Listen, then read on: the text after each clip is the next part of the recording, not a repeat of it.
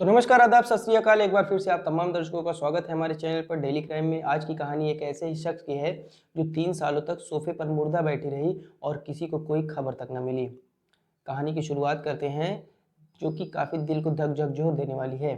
ये कहानी लंदन की है, जहाँ की एक लड़की जिसकी उम्र 35 से 36 साल और उसका नाम जॉयस था। जॉयस के पिता का नाम लॉरेंस था और लॉरेंस कारपेंटर का काम करते थे। जॉयस 5 बहनों में सबसे छोटी थी। ये कहानी इसी जॉयस के मौत के रहस्य की कहानी है, जो 12 साल बाद भी अच्छे अच्छों की नींद उड़ा देती है। 48 साल की जॉयस की लाश उसके फ्लैट से मिली थी। आखिर कैसे एक लाश 3 साल तक एक सोफे पर बैठी रही? तो चलिए आपको सिलसिलेवार तरीके से बताते हैं कि कैसे जॉयस की पहेली बनी मौत की यह कहानी। दरअसल 19 अक्टूबर 1965 को जॉयस का जन्म लंदन में हुआ था। जॉयस का बचपन बड़ी परेशानियों में गुजरा। जी हाँ, परेशानियों में इसलिए क्योंकि जॉयस का परिवार काफ़ी गरीब था। किसी तरह जॉयस ने पढ़ाई पूरी की। कॉलेज की पढ़ाई करने के बाद जॉयस को अच्छी नौकरी भी मिल गई। उसने अकाउंटेंसी की पढ़ाई की थी, लिहाजा उसे जहाँ जॉब मिली वहाँ से सैलरी भी अच्छी मिल रही थी। जॉयस की कोई आदत खराब नहीं थी। वह न कभी ड्रग्स लेती थी, न ही किसी बुरे कामों में शामिल होती थी। जॉयस की पहचान समाज में एक अच्छी लड़की के तौर पर देखी जाती थी। बस उसके साथ बचपन की कुछ पुरानी यादें थी जो उसे बहुत ही सताती थी, और उन यादों का रिश्ता घरेलू हिंसा से जुड़ा हुआ था, जो अक्सर जॉयस को बहुत परेशान करती थी। अपनी दुश्वारियों को भूलकर जॉयस ने एक कंपनी में नौकरी शुरू कर दी थी, जहां नौकरी पाकर जॉयस बहुत खुश थी। सैलरी बहुत अच्छी थी। बात सन 2000-2001 की है, जब जॉयस ने इस कंपनी से इस्तीफा दे दिया और उसने दफ्तर में बताया कि उसे नौकरी नहीं करनी, वो अपने कुछ दोस्तों के साथ कहीं बाहर जाना चाहती है। कुछ दिनों में एक एनजीओ में जॉब करने के बाद उसने छोटे से होटल में नौकरी शुरू कर दी।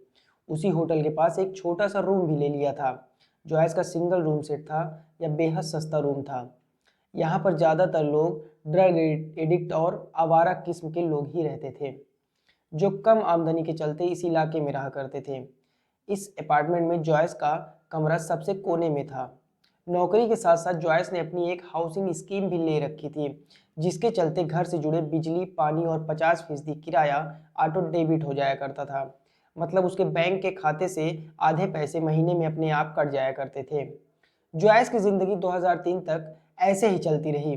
2003 के बाद से जॉयस अचानक कहीं गायब हो गई। इस दौरान जॉयस को किसी ने नहीं देखा।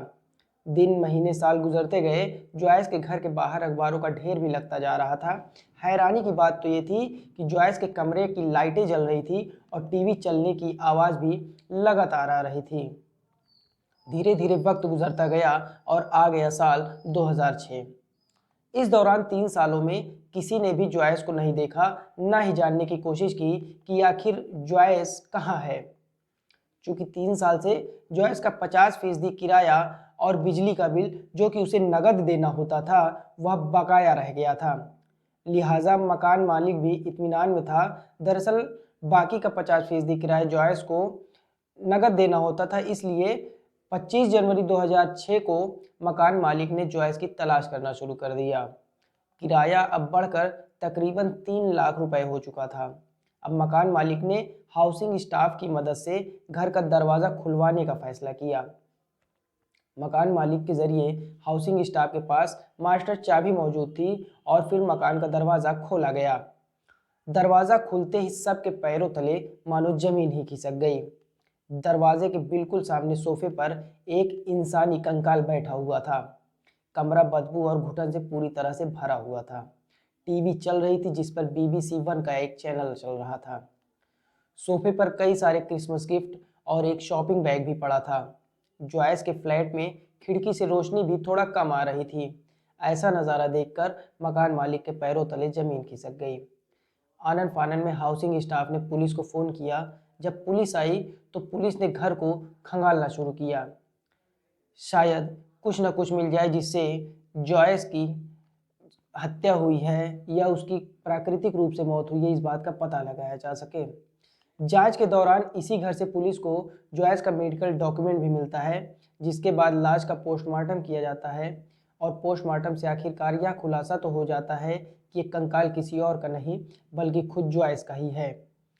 जॉयस की मौत दिसंबर 2003 में ही हो चुकी थी, यानी 3 साल तक जॉयस की लाश सोफे पर उसी तरह बैठी रही जिस अवस्था में जॉयस की मौत हुई थी।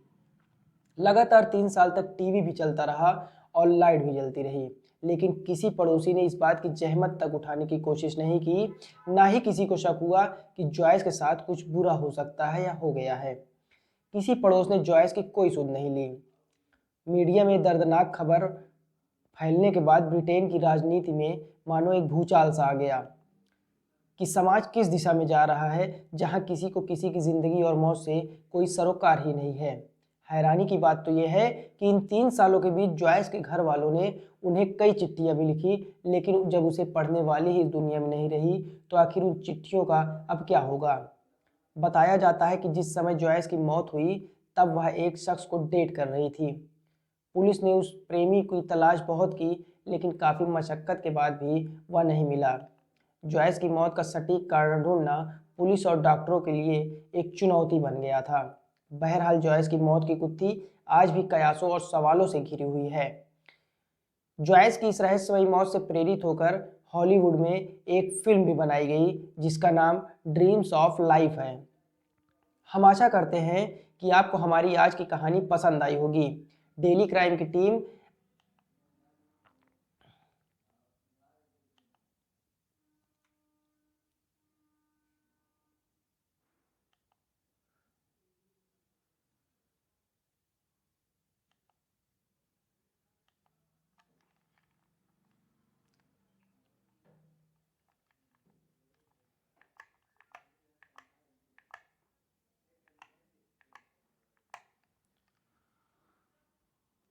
हम आशा करते हैं कि आज आपको हमारी कहानी पसंद आई होगी। डेली क्राइम की टीम अगले शो में फिर से लेकर आएगी। आज के लिए बस इतना ही। हम आशा करते हैं कि आपको हमारी आज की कहानी पसंद आई होगी।